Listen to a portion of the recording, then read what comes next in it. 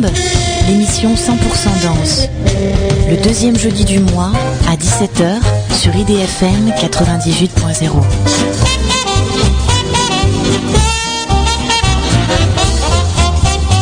Des fourmis dans les jambes, ça donne envie de danser. Des fourmis dans les jambes, ça donne envie de danser. Des fourmis dans les jambes, ça donne envie de danser. Ça donne envie de danser. Des fourmis dans les jambes, ça donne envie de danser. N'est-ce pas? Les fourmis dans les jambes donnent envie de danser. Des fourmis dans les jambes, ça donne envie de danser. Des fourmis dans les jambes, ça donne envie de danser. Des fourmis dans les jambes, ça donne envie de danser. Des fourmis dans les jambes. Bien sûr que ça donne envie de danser. Des fourmis dans les jambes, ça donne vraiment envie de danser. Ants in your pants make you want to dance. Fourmis à dans jambes-moi. Cabant-moi, l'envie des danser. Des fourmis dans les jambes, ça donne envie de danser. Des fourmis dans les jambes, ça donne envie de danser.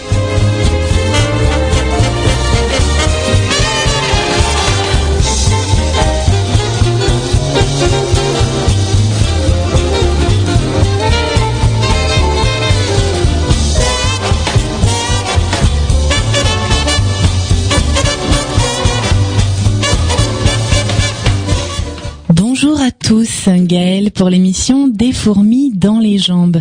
Alors aujourd'hui, je suis très émue, je suis ravie parce que j'accueille quelqu'un que j'apprécie beaucoup, que j'admire aussi.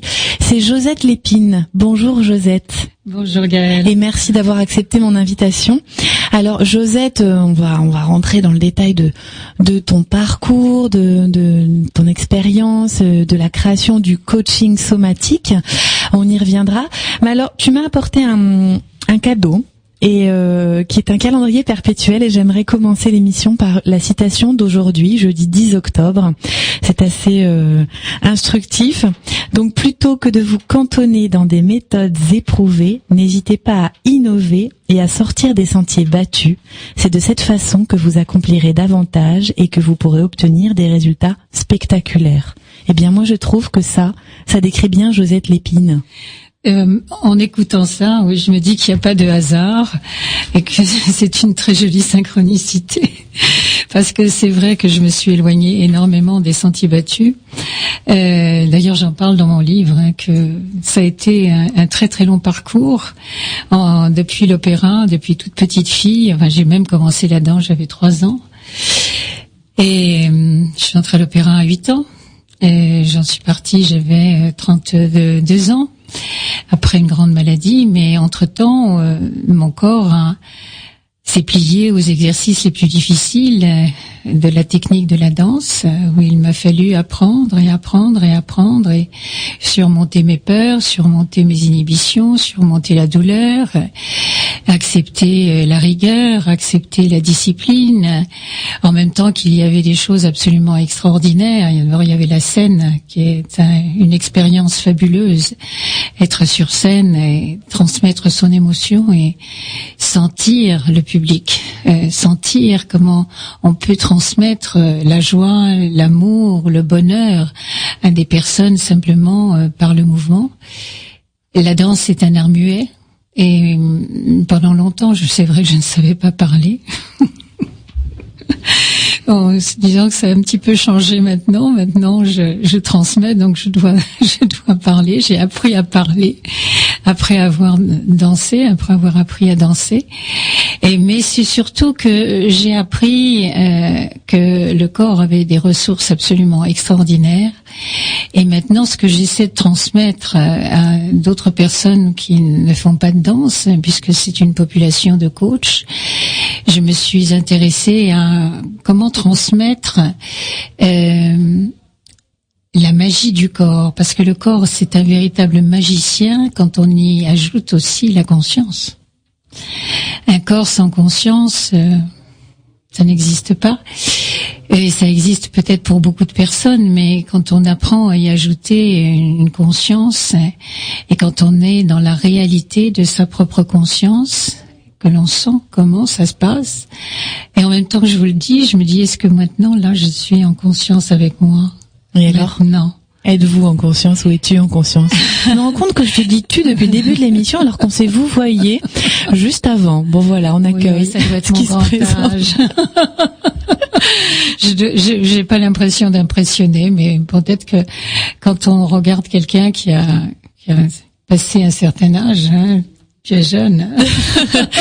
Oh, pas. Une espèce de respect, mais tu sais, quand on était à l'opéra, tout petit rat, on devait faire la révérence aux anciens, à ceux qui savaient déjà, ceux qui avaient cette connaissance qu'on n'avait pas encore. Donc il fallait faire une révérence. Et puis les petits garçons, ils faisaient le baise-main. Ça a quand même partiellement disparu. C'est plus le cas maintenant à l'opéra? Je crois pas.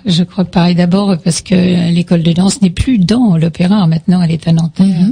C'est un autre style, c'est autre chose.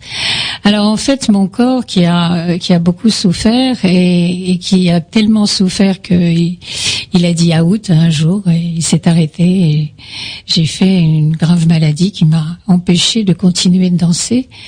Et comme je ne savais rien faire d'autre que danser, ça a été vraiment pour moi une très très grande épreuve. Et en même temps, si je n'avais pas traversé cette épreuve, je ne serais pas ce que je suis aujourd'hui. Bien sûr. Donc ça a été une école pour moi d'apprendre à surmonter cette épreuve et apprendre à rebondir. À rebondir, j'avais appris, c'est que faisait des grands sauts, des petits sauts et puis des grands sauts.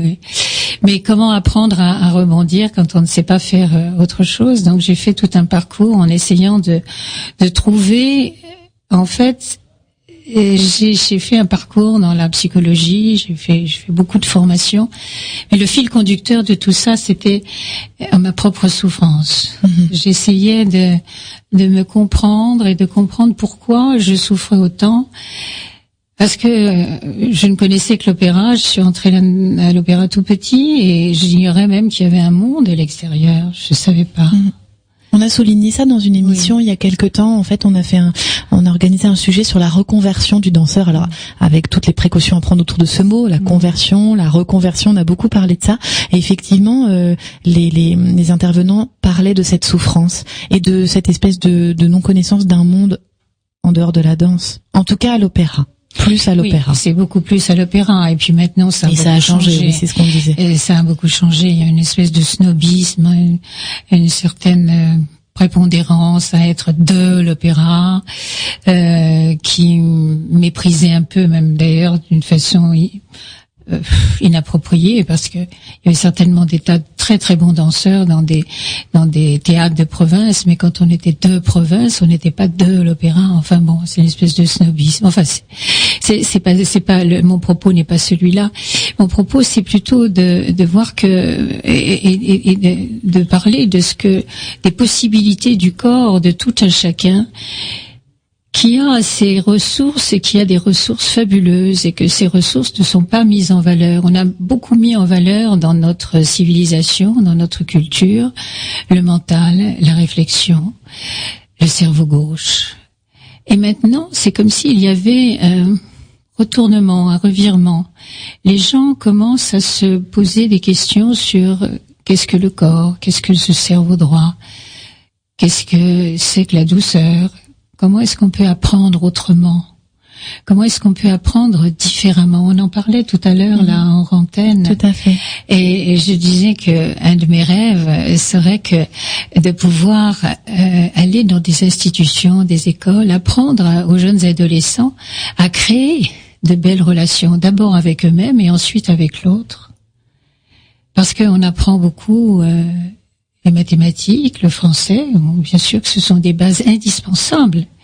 Mais est-ce qu'il n'est pas indispensable aussi d'avoir une bonne relation avec soi et avec les autres? On a la communication non violente maintenant. Qui se développe de plus en plus d'ailleurs. Heureusement. Oui. C'est bien. Mais comment avoir une communication non violente avec son corps? J'ai connu la communication violente avec mon corps.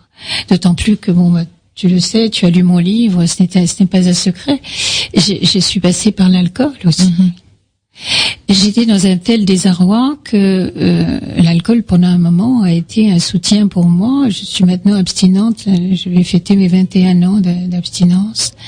Et ça aussi, ça a été une très très grande école. C'est d'apprendre petit à petit à faire autrement, à faire autre chose, à me faire du bien.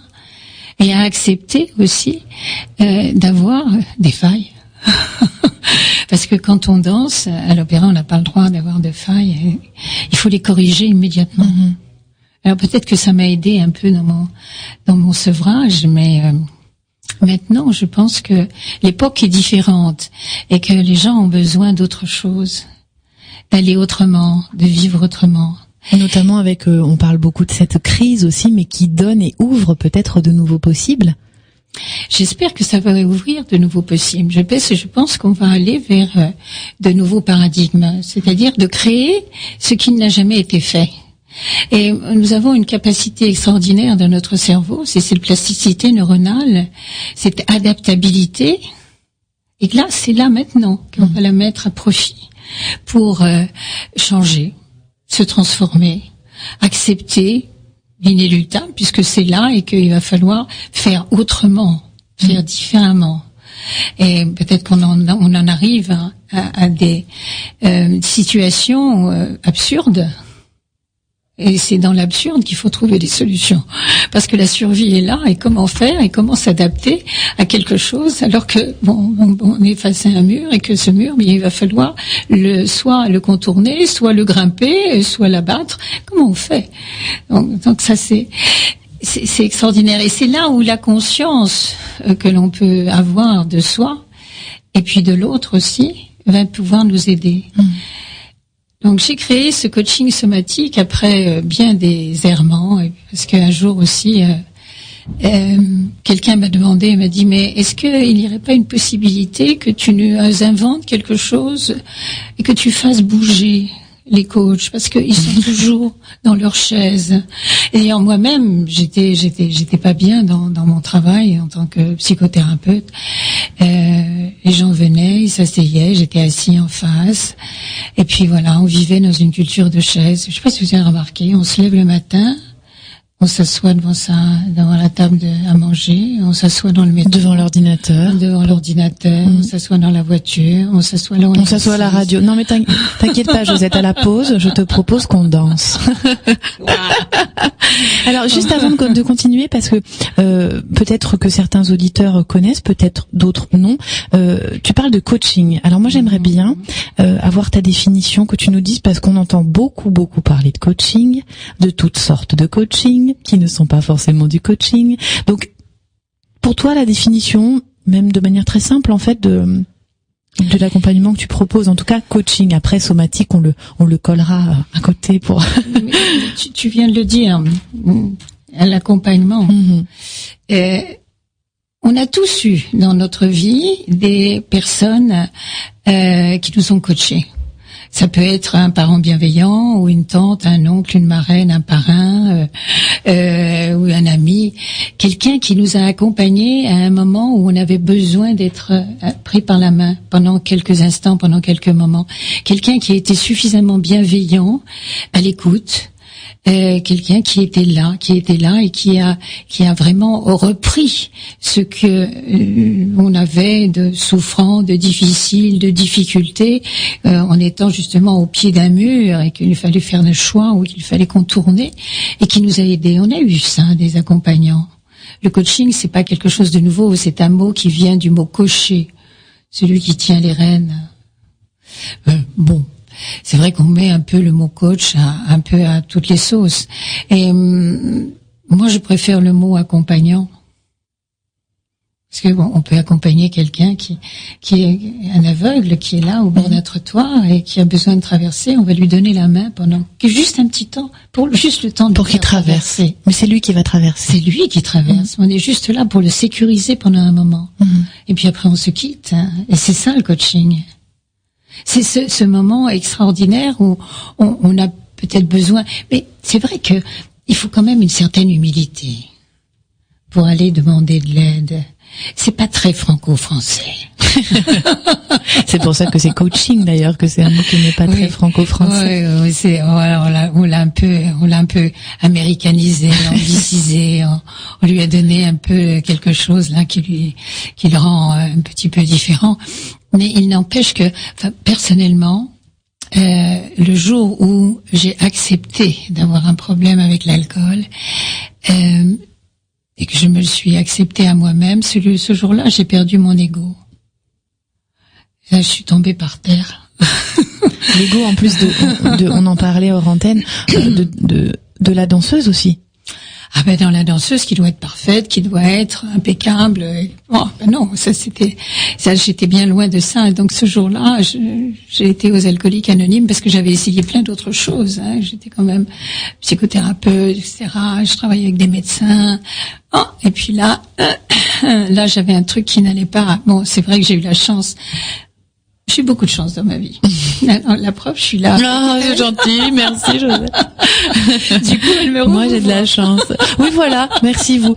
Bon, les auditeurs, ils ont l'habitude. Je suis pas toujours très droite dans le tutoiement, le vouvoiement, aussi. Bon. Et parce que j'avais ce problème d'alcool, j'ai dû accepter de demander de l'aide.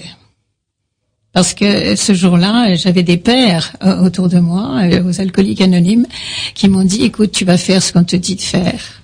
Et tu vas accepter et tu vas le faire. Oui. Et pour le faire, je me suis pliée, adaptée, j'ai accepté. Et là, mon ego, il en a pris un sale coup. Bon, ça m'a fait beaucoup de bien. Je crois que là aussi, je ne serais pas ce que je suis aujourd'hui. Mais oui, parce qu'on parlait d'accompagnement et peut-être qu'en traversant ces choses-là, ça a permis d'entrer dans la posture de la personne qui accompagne. Et j'ai encore maintenant d'ailleurs une marraine aux Alcooliques Anonymes qui est une femme extraordinaire que j'adore, qui est fabuleuse, qui a 82 ans, je crois, je sais plus, je compte plus parce que je veux plus, ça me fait peur. Elle est tellement fabuleuse et que on est toujours à rire toutes les deux et à se téléphoner, à se parler, à s'amuser d'une façon fantastique. Et elle accompagne beaucoup de gens encore. J'ai accompagné aussi. J'ai fait aussi un cursus d'alcoolologie. Je voulais aller jusqu'au bout. Jusqu'au bout. Alors du coup, en tant que donc psychothérapeute, mais plus particulièrement en tant que coach, donc tu t'es formé à différentes techniques, différents outils, et puis tu as créé, là je reviens au tu t'as remarqué, le coaching somatique. Oui, je l'ai créé, comme je disais tout à l'heure. Quelqu'un m'a demandé il y a à peu près une quinzaine d'années, est-ce que tu pourrais pas faire quelque chose pour faire bouger les coachs? Ils sont tout le temps dans leur chaise et ils sont toujours dans le mental, ils sont toujours dans le raisonnement, dans la réflexion. Alors avec des outils fantastiques, bien sûr, mais bon, et l'idée de cette personne, c'était d'ajouter quelque chose en plus, de faire quelque chose de plus. Et puis ça m'est venu comme ça une nuit, je me suis dit, mais en fait, c'est vrai, les danseurs, quand ils dansent, ils ont quelque chose de fabuleux. C'est l'intensité émotionnelle à travers leur corps en mouvement, dans ces termes muets, de transmettre cette émotion et cette intensité. Et plus ils sont dans cette intensité émotionnelle, dans cette représentation du corps dans leur mouvement, plus ils transmettent ce qu'ils ont envie de transmettre, besoin de transmettre dans la pièce au public. Et à ce moment-là, le public est fasciné. Ils sont comme en hypnose. Ils sont suspendus, leurs yeux regardent et comprennent tout ce qui est en train de se passer sur scène. Et là, je me suis dit, voilà, je vais faire ça. Finalement, pourquoi mettre toujours des paroles alors que le corps, lui, a cette magie de pouvoir transmettre d'une façon fabuleuse au travers un mouvement, une émotion? Pourquoi ne pas le transposer dans le coaching? Et donc, le coaching somatique était né. Donc c'est-à-dire que tu utilises, est-ce que tu utilises les outils, je dirais classiques, on va dire, du coach, ou alors est-ce que c'est tout, tu as transformé le cadre, qu'est-ce que tu as gardé du coaching traditionnel, si tant est qu'il y en ait un, pour transposer? Comment ça se passe en fait? Il y a un coaching traditionnel avec une association, des certifications,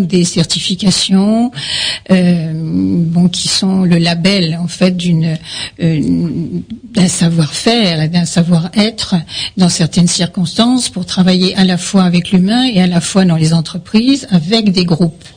Donc il y a un label, il y a ICF, il y a SF Coach, enfin plein d'associations. C'est des fédérations de des coachs. Fédérations de coachs avec qui représentent aussi des certifications où on doit se certifier et les pairs certifient que nous sommes aptes à transmettre cela. Donc je transmets à des coachs. J'ai gardé le cadre, j'ai gardé le cadre, et moi je ne fais que sur ce cadre broder quelque chose qui serait une sorte de feston. Tu sais comment on fait le feston?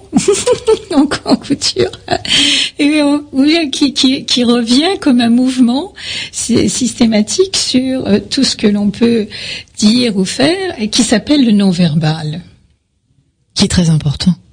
Et oui, 75% de la communication passe par le non-verbal. C'est-à-dire que nous avons l'aptitude de voir, de reconnaître, comme je le disais tout à l'heure, que ce soit pour des danseurs ou que ce soit pour n'importe qui dans la rue, nous avons dans le cerveau un cerveau reptilien qui sait repérer, parce que le corps, lui, sait pas mentir. Donc on peut rencontrer quelqu'un en face de soi qui va nous raconter des tas de choses, je me dis c'est bizarre. Ça colle pas. Ça colle pas. C'est pas le cas. Ça colle pas. Et là, on s'aperçoit que la personne nous a dit je suis tout à fait d'accord en disant non avec la tête. Donc, il y avait une incohérence. Cette incohérence, notre corps, notre cerveau sait reconnaître tout ça. Donc, j'ai ajouté au coaching traditionnel, donc cette capacité que nous avons, ces ressources que nous possédons. Et donc, j'apprends aux coachs ou aux personnes qui ont, même s'ils sont pas coach véritablement, mais ça peut être un thérapeute, ça peut être aussi un accompagnant dans une autre discipline. J'apprends à regarder autrement. J'apprends à regarder autrement. J'ai fait une formation d'hypnose, j'ai fait une formation en EMDR, comme je l'ai dit tout à l'heure, je suis aussi alcoologue, toxicologue. Bon, c'est surtout le non-verbal qui est intéressant, de bien voir que le corps possède, si on lui en donne les moyens, la capacité d'être un magicien et de nous montrer comment il interagit avec la personne. Parce que dans toutes nos relations, ce sont des interactions. Le corps répond à quelque chose. Et c'est le corps qui répond. Bon, bien sûr qu'on va dire les choses. Mais souvent, nous n'avons pas l'habitude d'aller en profondeur, chercher dans nos ressentis et de poser des mots sur les ressentis. Et d'aller suffisamment au fond de soi-même pour dire ce que l'on ressent dans le cœur. Et ça, avec le coaching somatique, c'est quelque chose que tu essaies de toucher, en fait, c'est ça? Ah oui, absolument. J'y tiens essentiellement. C'est le langage du cœur. Parce que dans un corps, il y a un cœur. En fait, le corps lui-même, c'est pas grand-chose. Il y a 17 kilos d'os. Après, le reste, les muscles, tout ça, c'est de l'eau. Et puis tout ça, c'est contenu par de la peau. Donc, s'il n'y a pas la conscience... dont tu parlais en ouverture de l'émission. Qu'est-ce que c'est? Oui. J'ai eu la chance... ça fait au moins 3 fois que je le dis. C'est pas grave. C'est bien de temps en temps de dire qu'on a de la chance ou que la chance est là et qu'il y a des belles choses qui se passent. C'est vrai que je suis très reconnaissante envers la vie. Très reconnaissante. J'ai vraiment vécu des foutus quarts d'heure, mais du compte. Bon, quand on rebondit, quand on ressort la tête de l'eau, quand je ressortais la tête de l'eau, je disais quand même, le soleil brille, c'est formidable. Donc, je sais plus ce que je disais. Tu avais de la chance, donc en fait, tu étais reconnaissante. Oui. Je suis reconnaissante d'avoir trouvé un travail qui s'appelle la méthode Feldenkrais. Ah oui. Et monsieur qui m'arrange tout le temps le micro. Parce oui, il s'appelle Alex, on le remercie en même temps. Merci Alex. C'est gentil. Pour que le son soit bon. Il faudrait que je tienne le micro en face de moi, c'est mieux. D'accord. Donc, j'ai eu la chance de rencontrer la méthode Feldenkrais. Et parmi toutes les techniques que j'avais pu essayer, à droite à gauche, les arts martiaux, dans l'ordre, je sais plus, j'ai fait du tai chi, de l'aïkido, j'ai fait du kinomichi, j'ai fait du yoga, et dans toutes ces techniques, il y avait toujours quelque chose qui me dérangeait. C'est que on me disait toujours ce qu'il fallait que je fasse. Donc en fait, je retournais là où j'avais été pendant toute ma vie. Et ça allait à l'encontre même de ce que tu as dit tout à l'heure dans ton préambule. Hors des sentiers battus. Hors des sentiers battus. Il y avait quelque chose qui me poussait Et à chaque fois, donc j'arrêtais. C'est plus de la même chose, quoi. C'était encore un peu plus de la même chose. Et finalement, j'ai trouvé cette méthode, et c'était la première fois où j'ai senti ce que c'était que la liberté dans mon corps. Parce que la seule correction, si je puis dire qu'il n'en était pas une, que l'on m'ait indiquée, celle qu'on me l'a donnée, c'était de me dire, ton guide, c'est toi. Parce que le corps, ton corps, c'est un révélateur, un indicateur et un guide pour toi. C'est toi. Mmh. Donc laisse-le parler, ça voulait dire. Ça voulait dire laisse-le parler, mais il y avait plus que ça. C'est si tu sens que tu es dans le plaisir de faire ce que tu es en train de faire, c'est juste. Mmh. Parce que ce monsieur Feldenkrais lui disait, si vous ne savez pas ce que vous faites, comment est-ce que vous allez faire ce que vous avez envie de faire? C'est une petite phrase qui est anodine, mais il faut se la répéter. Si je ne sais pas ce que je fais, comment est-ce que je vais bien faire ce que j'ai envie de faire? Donc ça veut dire que si je fais ce qu'on m'a dit qu'il fallait que je fasse, comment est-ce que moi je vais pouvoir atteindre, aller plus loin dans ce que moi j'ai envie de faire? Donc je vais faire ce que l'autre me dit de faire, mais je ne vais pas faire ce que moi j'ai besoin ou envie de faire. Donc je ne vais pas être dans mon plaisir, je ne vais pas être dans ma joie, je ne vais pas être, je vais pas être dans mon aboutissement personnel, dans mon développement à moi, dans mon évolution. Dans la singularité de chacun, avec les ressources qui sont les nôtres. Donc c'était mes ressources. Et là, ça touchait, merci du mot, ça touchait quelque chose que j'avais jamais touché. Et là, je me suis accrochée vraiment. Et donc, j'ai fait la formation. C'était la première formation en France. Maintenant, il y a 26 ans, etc. Je sais plus. Je compte plus ce qu'il y a derrière. Il y en a trop. Il y en a trop. Il y a un gros tas. Il y a quelques années, c'était Josette, je crois. Il y a quelques années. Et j'ai continué sur cette lancée. Et ça m'a beaucoup aidé aussi dans le coaching somatique, auquel justement j'ajoute cette dimension de plaisir, de joie. Et ce que me disent maintenant les stagiaires qui viennent faire ma formation me disent, mais c'est formidable, je suis contente, j'ai osé le faire avec mon client, le client était content, il est revenu, il m'a dit alors qu'est-ce qu'on fait aujourd'hui? Et ça l'a transformé, il a trouvé ses solutions parce que c'est son corps qui a trouvé la solution. Et il a trouvé la solution parce qu'il était dans le plaisir, il était dans sa joie à lui, il était dans sa jubilation. C'est quand même pas mal. C'est quand même pas mal. Je te propose qu'on parte pour un petit voyage musical. Comme ça, on va se lever de la chaise. Oui. Ah oui. Et ne pas rester une heure. Je voudrais pas être de celles qui te font rester assise. Et on écoute un petit morceau de Morane. Enfin, de Nougaro par Morane. Ah, d'accord. Ok. Mais j'ai pas vu que je...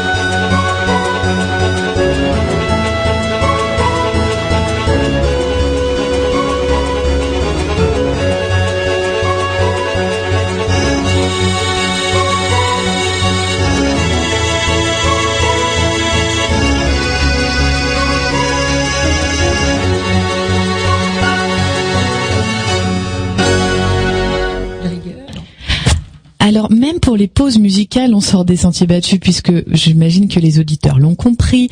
Nous avons écouté un morceau de René Aubry, donc pardon Morane, pardon Nougaro.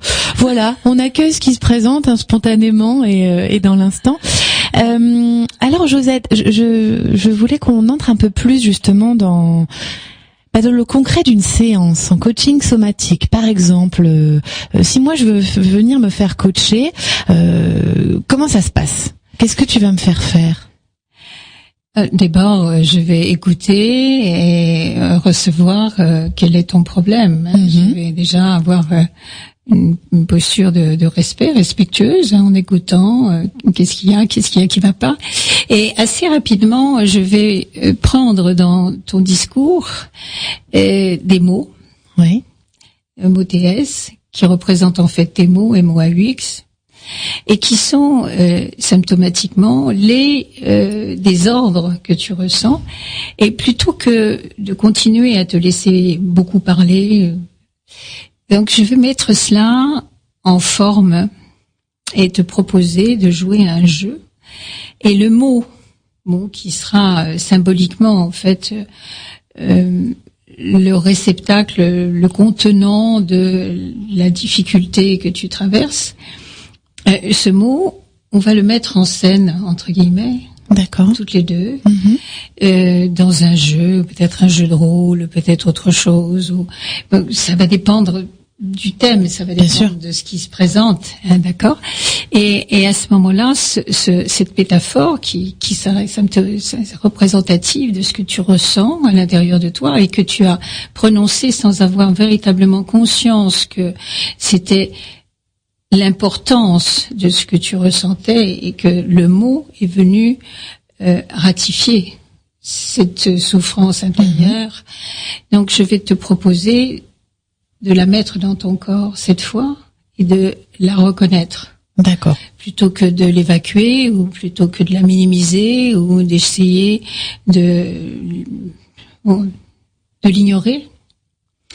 Je vais te proposer de la mettre dans une forme dans ton corps. Elle est où? Elle est comment? Et ça fait quoi? Qu'est-ce que tu ressens? Et ça se place où dans ton corps? C'est où? C'est dans le cœur, c'est dans le ventre, c'est dans le dos, c'est où? Et ça fait quoi? Et qu'est-ce qu'il y a autour? Qu'est-ce que tu ressens? On va passer un petit moment à aller dans ton corps pour que ton corps puisse, lui, être reconnu dans ce qu'il vit et qu'on lui a pas laissé le temps d'exprimer, à part avec la douleur. Donc là, il y a une symbiose entre le soi et le moi qui va permettre déjà la reconnaissance de soi. Voilà, je suis comme ça, là, j'ai mal. Pourquoi? Parce que voilà ce qui se passe dans ma vie. Et ça me fait mal là. Ça me fait mal comme ça. Parce que pour chaque personne, c'est différent. Pour chacun, va avoir mal dans la tête, l'autre va avoir mal au dos, l'autre va avoir mal dans les chevilles. Bon, il y a pas de règle là-dessus, parce que le corps, lui, il va interpréter à sa manière une souffrance qui est un appel, qui est un signal, qu'il y a un désordre. Et ce désordre, on va le prendre en compte. Et alors, je vais proposer, plutôt que, encore une fois, d'essayer d'éliminer cette émotion de différentes façons, je vais proposer, au contraire, de l'exagérer. Et, parce qu'on a toujours une posture, on a toujours une sorte de paraître. C'est pas une sorte, d'ailleurs. On a un grand... ouais. Donc, il faut l'afficher beau, alors, je suis bien placée pour le savoir, Pendant des années, j'ai dansé avec des tas de douleurs de partout, Donc, et que j'ai nié, que j'ai essayé. Évacuer, justement, le contraire de ce que tu proposes aujourd'hui. Le contraire. Donc, j'ai pris le contre-pied de ça. C'est le moment de le dire pour une danseuse, prendre le contre-pied. Et là. Et donc, tu vas faire connaissance avec une partie de toi qui est là et que tu as essayé d'ignorer pendant un petit moment au travers de l'événement que tu es en train de vivre. Et puis, je vais te demander de l'exagérer et puis de l'exagérer encore et puis de voir qu'est-ce que ça fait quand tu l'exagères, c'est-à-dire de rentrer complètement. Plutôt que, encore une fois, d'essayer de le cacher. C'est comme je disais tout à l'heure, quand j'étais jeune, j'avais les cheveux qui frisaient. Enfin, ils frisent toujours naturellement. Mais alors, il fallait avoir les grands cheveux lisses, hein, voilà, et mettre des gros bigoudis. Puis dès que je sortais dehors, tout frisé. Pourquoi aller contre sa nature? Pourquoi aller contre ça? Plutôt que de valoriser ce que l'on a, de valoriser ses ressources. Et même si ce sont des ressources, je te racontais avant hors antenne tout à l'heure, je te racontais l'histoire des Garpeaux qui avaient une mythomanie extraordinaire, qui racontaient des histoires, qui cassaient les pieds à tout le monde en racontant des histoires qui n'en finissaient plus parce qu'ils les rallongeaient, jusqu'un jour il y a un ami qui lui a dit, écoute, tu sais, c'est formidable ce que tu nous racontes, mais pourquoi tu les écris pas? Et c'était le conseil. Voilà. Il avait rencontré son coach. Donc, j'ai mis tout ça, plutôt que de lutter contre, mais c'est d'aller dans le sens de. C'est un peu aussi, bon, il y a des médecines comme ça aussi. J'ai travaillé avec des médecins de médecine naturelle et bon, qui vont dans cette direction. Et donc, je vais te proposer cela. Et puis, peut-être que je vais te proposer de faire une sorte de jeu de rôle où je vais te proposer, moi, d'être ta difficulté. Enfin, prenons l'exemple où tu me dis, bah voilà, j'ai de l'angoisse, j'arrive plus à avancer, je peux plus, j'étouffe, je ceci, je cela. Bon, tu as mis tout ça dans ton corps, on a vu tout ça. Et je vais te proposer, je vais dire, écoute, et qu'est-ce que tu en penses? Moi, je serais ton angoisse, là. Donc, de la mettre à l'extérieur, mais tout en, enfin, pour montrer qu'on peut agir dessus, c'est un peu ça l'idée? Ouais. C'est que plutôt que de l'avoir toute seule, toi, à l'intérieur de toi, on va la partager pendant quelques instants. Et plutôt que de la vivre, toi, puisque tu viens de la vivre dans ta souffrance, dans ta douleur, je vais te proposer de la partager et de la regarder. De te regarder, je serai une partie de toi, et tu vas te regarder, toi, tu vas regarder ton angoisse. Et puis on va jouer nos corps. Alors je te demandais de travailler dans le silence, là. On va faire un petit jeu de rôle, mais silencieux. Alors là, c'est un petit peu déroutant. On parle plus. Et soudainement, c'est le corps qui se met à bouger. Nos corps qui vont commencer à bouger. Alors on ne sait pas ce qui va se passer. On sait pas. C'est merveilleux. On va improviser totalement. Donc tu vas regarder ton angoisse, elle va te regarder, etc. Il va se passer des échanges de regards, de mouvements, peut-être de corps à corps comme ça. On va peut-être être amené à se croiser, à ce que nos corps se touchent. Je sais pas. Donc là, tu accueilles vraiment ce qui survient, et là, du coup, connais pas mon dicton. Ce qui vient est bien. Ce qui vient est bien. Ben voilà. Je vais le rajouter dans le petit cadeau que tu m'as offert à une date que je vais inventer dans le calendrier. Et alors, du coup, là, au niveau dans l'espace, en fait, tu n'es plus derrière ton bureau de coach, ni assise. Là, Alors c'est ce que je conseille à mes stagiaires quand ils viennent. Alors ils commencent à essayer de jouer ces choses-là, puis alors ils prennent une chaise et puis ils sont dans un coin. Je dis, écoutez, si vous commencez dans la chaise, vous n'allez pas en sortir. D'accord. Donc parce qu'on est tellement habitué, on est tellement habitué à vivre dans cette culture de chaise que une fois qu'on y est, on prend son confort et puis on s'installe dedans, on se met dans la chaise longue là, puis voilà.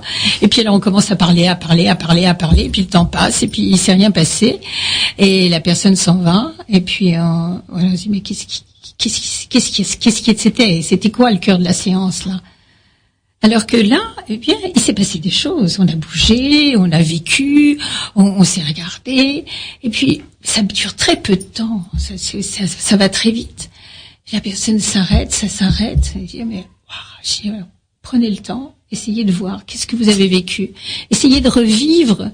Alors, la personne, à ce moment-là, son cerveau va repasser le film, mais elle va se voir en mouvement. Elle est en mouvement. Elle est dans ce mouvement-là de sa vie à elle, dans ce moment particulier qu'elle a vécu, parce que c'est ce qu'elle vit en ce moment, et elle vient de comprendre comment en sortir. Elle est un peu interloquée, d'ailleurs je lui dis, vous allez le revivre ce soir, demain, après-demain, pendant quelques jours, vous allez voir, ça va remonter. Et vous allez trouver encore d'autres solutions, parce que votre corps va vous amener à trouver d'autres solutions. C'est pas votre mental, c'est pas votre cerveau. Il va trouver d'autres solutions. Donc, en faisant bouger la personne, en la faisant vivre comme ça, en mouvement, dans son intelligence du corps, en fait, tu fais émerger ses potentiels, ses ressources? Elle s'en aperçoit même pas. Voilà, d'ailleurs. Et c'est ça qui va lui donner des solutions, des pistes par rapport au problème initial qu'elle est venue t'apporter. Ce que je dis, c'est qu'avec le corps, on va plus loin, plus vite. D'accord. Et ce que disent mes stagiaires, ils me disent, c'est formidable parce que les clients sont heureux et moi aussi. Parce qu'il y a une implication du coach, vraiment une totale implication, parce que le corps du coach, il est là, et il est là en face du corps de son client. Alors ça donne aussi, dans cette implication, un modèle, une modélisation de ce qu'il est possible de réaliser dans son quotidien, à son travail. Et mes clients me le disent, je dis, mais je vois plus du tout ma secrétaire de la même façon, je vois plus du tout ma femme de la même manière, mes enfants, c'est pareil, et puis mes collaborateurs, je les vois plus pareil, je les vois en mouvement. Et moi-même, je vois comment je peux faire pour lâcher prise de ce mental. Parce que alors on est dans le mental. Alors comment je vais faire? Qu'est-ce que je peux faire? Comment je vais le faire? Est-ce que je fais ci comme ci? Qu'est-ce que je fais ça comme ça? Et on est dans une chaise. Et alors, comment on fait pour faire bouger le corps quand on est dans une chaise? Nous sommes faits pour le mouvement. La vie est un mouvement perpétuel. Tout bouge autour de nous. Alors, encore plus en ce moment, dans les moments de crise. C'est là où il faut apprendre à oser. Pour trouver de nouvelles solutions. Pour trouver une nouvelle solution. Si je reste assis, là, je vais tomber dans la procrastination, je vais imaginer que je vais faire, et puis je vais tellement imaginer que je vais le faire que, à un moment, je l'ai fait, non. C'était pas fait. On va dire, mais non, vous l'avez pas fait. Pourtant, il me semblait que, mais non, j'ai pas fait du tout. Mais oui. Et c'est drôle. C'est drôle. Même si tu parlais de ça aussi. Il peut y avoir des larmes. C'est possible. Mais elles sont les bienvenues. Je les appelle la machine à laver, moi. C'est bienvenu parce que c'est le bon moment. Mais ça peut être des larmes aussi de gratitude, ça peut être des larmes de joie, ça peut être ça peut être du chagrin, mais elles ont un sens. Qu'est-ce que c'est que la vie quand elle n'a pas de sens? Et pourquoi on dit ça n'a pas de sens? Ça veut dire que ça n'a pas de sensation. Qu'on n'est pas attiré, on n'est pas branché sur nos sensations. Mais que sommes-nous sans nos sens, sans nos sensations? Ce sont d'abord les sensations qui nous apportent à être réactifs. Le cerveau interprète nos sensations. J'ai chaud, clac. J'ai froid. Qu'est-ce qui fait que quand je suis en voiture, avant même que j'ai vu un obstacle, c'est mon pied sur la pédale du frein. C'est mon cerveau droit. C'est lui, la survie. On va travailler sur l'intuition, on va travailler sur l'empathie, on va travailler sur la compassion. Ça, ce sont vraiment les grandes valeurs du coaching somatique. Tu m'as demandé tout à l'heure qu'est-ce que je mets dans le mot soma.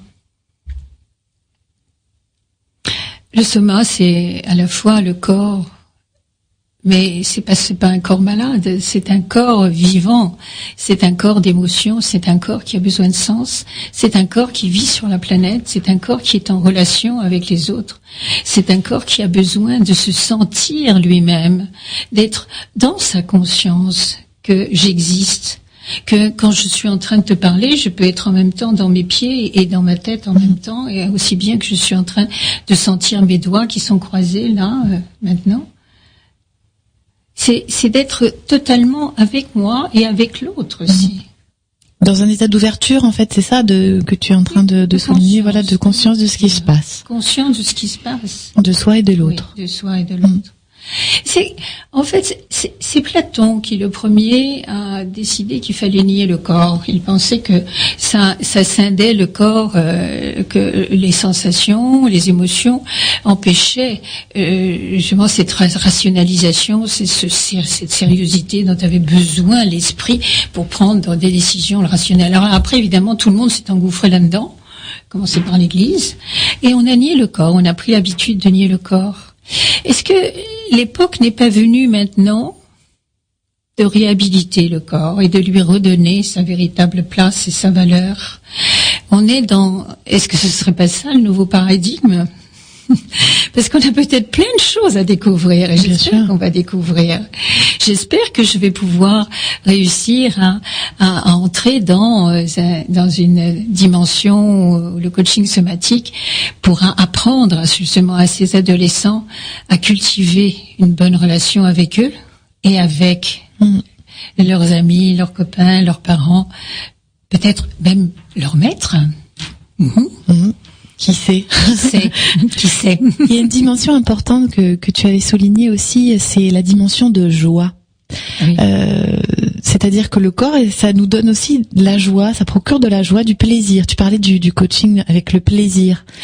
C'est une dimension importante dans ces heures sombres où on nous rabâche que la vie est difficile et que les temps sont durs, d'entendre quelqu'un qui parle de la joie. Il y a quelque chose qui m'a mise en joie il y a pas longtemps. C'est que le pape est allé à Rio et que sur la plage de Copacabana, il y avait des milliers de personnes et ce pape, c'est un latino. Et tout le monde était en train de danser. Est-ce que lui n'était pas en train d'un peu danser aussi sous sa soutane? Je sais pas. Je l'espère pour lui. Mais c'est lui qui a amené ça. C'est lui qui a autorisé ça. Parce que il était là et les gens se sont mis à danser. Mais quand les gens dansent, est-ce qu'ils ne sont pas dans la joie? Ils sont dans la légèreté, ils sont dans la joie, ils sont dans la jubilation parce que le corps exulte à ce moment-là. Et ça va pas se faire sur la chaise, hein. Et puis il y avait une autre dimension aussi, j'ai entendu ça l'autre jour parce que j'ai dit ça c'est génial. J'ai entendu que à la gare Saint-Lazare, il y a un gars qui a installé un orchestre ou je sais pas quoi, enfin. Et les gens ils sortent de leur bureau, ils font un petit tango, ils font un bop, ils font un slow, ils font une salsa, puis hop pouf, ils vont prendre leur train, ils vont rentrer chez eux. Et dans quel état sont-ils au moment où ils remontent dans le train après avoir dansé? Il faudrait comparer le moment au moment duquel ils arrivent et puis après quand ils repartent. Ce serait intéressant, effectivement. Mais le moment où ils arrivent, c'est qu'ils en ont besoin. Ils sentent qu'ils ont besoin d'exulter, qu'ils ont besoin de quelque chose là. Il y a la musique, il y a la joie. Dans le deuxième niveau du coaching somatique, donc dans le niveau de l'intelligence collective, je mets de la musique aussi. Parce que ça, c'est quand même aussi de la joie. Bien sûr. D'écouter, de se mettre au diapason. Je te propose qu'on se mette au diapason d'un morceau que j'ai envie de dédicacer à quelqu'un que j'aime beaucoup. C'est une personne qui est aussi coach. C'est un très bon coach. Elle a un prénom de fruit. Elle s'appelle Clémentine. Et voilà, tu m'as fait un cadeau. Et moi, j'en fais un aussi aujourd'hui. À cette fille super, Clémentine, c'est pour toi, spéciale dédicace.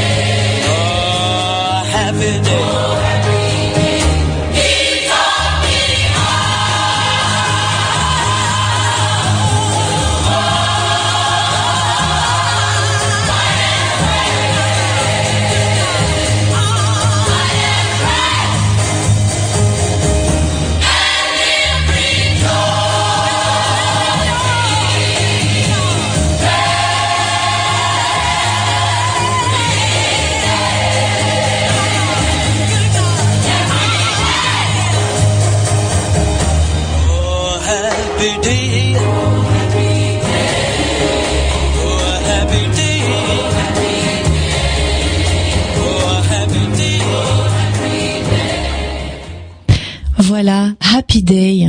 Happy Day. Bah oui, même s'il y a de la pluie dehors, Happy Day, j'ai envie de dire. C'est ma petite fille qui m'a dit ça un jour. Elle m'a dit, mais tu sais, la pluie, Mina, c'est pas grave. Ce sont les larmes du ciel.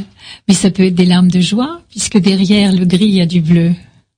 Et ben voilà. Et ben voilà. Tu disais quelque chose, c'est simple. Ah oui. Alors, parce que je m'inquiétais de savoir que ce coaching somatique me semblait dans mon imaginaire, dans mes croyances sans doute, difficile à mettre en place. Voilà, c'est que je suis en train de parler, assise dans une chaise, à raconter des choses qui sont en fait simples, mais pour faire passer la simplicité, il y a qu'à le mettre en mouvement. Et quand on le met en mouvement, et puis voilà, il nous faut maintenant avoir le courage de changer pour nous mettre en mouvement. Le monde change. Est-ce que nous n'allons pas devoir nous-mêmes nous mettre en mouvement? Et puis, il s'agit pas seulement de se sentir bien. Puis alors c'est un mot bien que j'aime pas trop, parce que il y a 4 lettres. Qu'est-ce que vous mettez dans le B, dans le I, le E et le N? C'est quand une personne me dit, qu'est-ce que vous sentez? Ça va bien, bien. Oh, Et puis quand je lui pose des questions et je lui demande un peu d'aller plus loin, là elle commence à parler, à dire il y a dans le B, voilà, je mets ça et puis ça et puis ça. Mais c'est surtout d'apprendre à mieux sentir. Et ça c'est simple parce que c'est quelque chose d'inné, on l'a. Tu m'as dit mais est-ce que c'est compliqué? Mais non, pas du tout. Les gens sont naturellement doués pour ça. Il suffit simplement de réveiller ça, de révéler cela pour que ça devienne juste naturel. Parce que quelque part, on s'éloigne de ces choses très simples. Voilà. Le travail de la respiration, de la méditation, qui est finalement dans les faits assez simples. Respirer, par exemple, on le fait tous les jours. Mais c'est comme si on devait réapprendre toutes ces choses simples parce qu'on a tellement, et tu disais avec le mental, on a complexifié tout ça, on sait bien faire. Assis sur nos chaises. Donc, je le disais tout à l'heure, assis sur la chaise, mais avec le corps, on va plus loin et on va plus vite.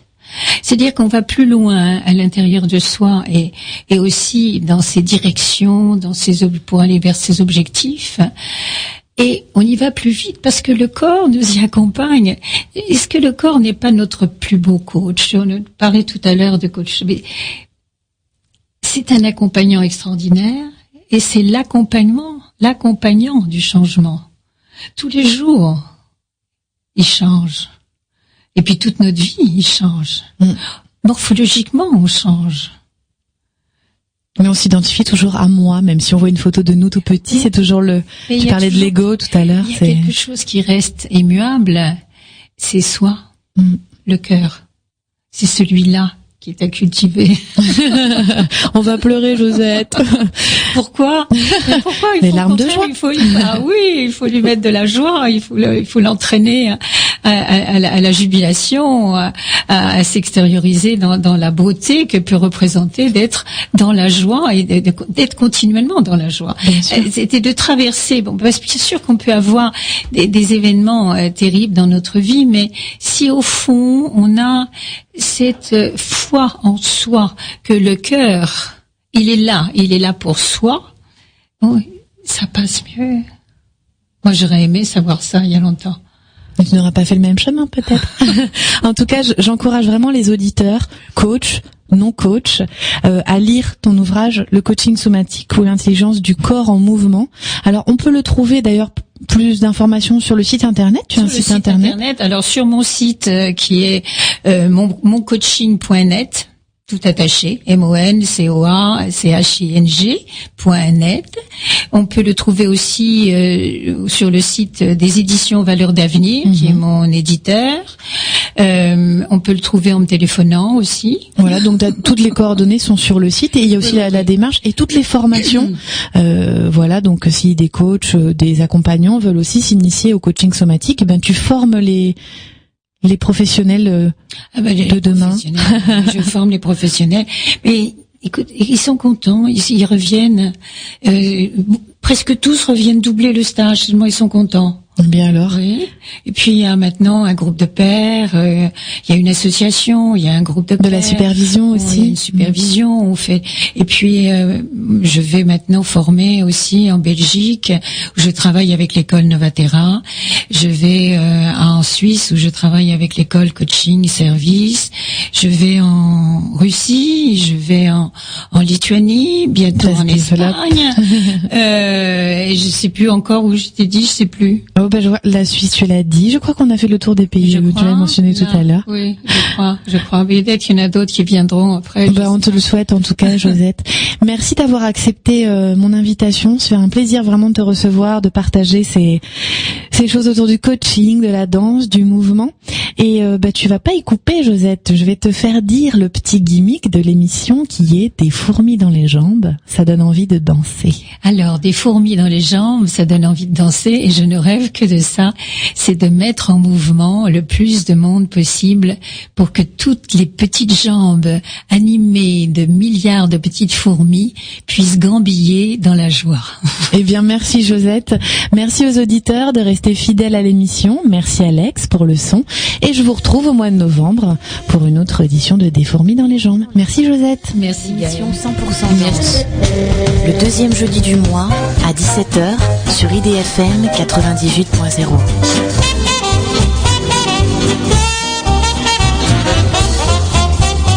Des fourmis dans les jambes, ça donne envie de danser. Des fourmis dans les jambes, ça donne envie de danser. Des fourmis dans les jambes, ça donne envie de danser. Ça donne envie de danser. Des fourmis dans les jambes, ça donne envie de danser. N'est-ce pas? Les fourmis dans les jambes donnent envie de danser. Des fourmis dans les jambes, ça donne envie de danser. Dans les jambes, ça donne envie de danser. Des fourmis dans les jambes, ça donne envie de danser. Des fourmis dans les jambes. Bien sûr que ça donne envie de danser. Des fourmis dans les jambes, ça donne vraiment envie de danser. Dance in your pants make you wanna dance. Fourmis, attends-moi. Cabant-moi, l'envie des danser. Des fourmis dans les jambes, ça donne envie de Des danser. fourmis dans les jambes, ça donne envie de danser.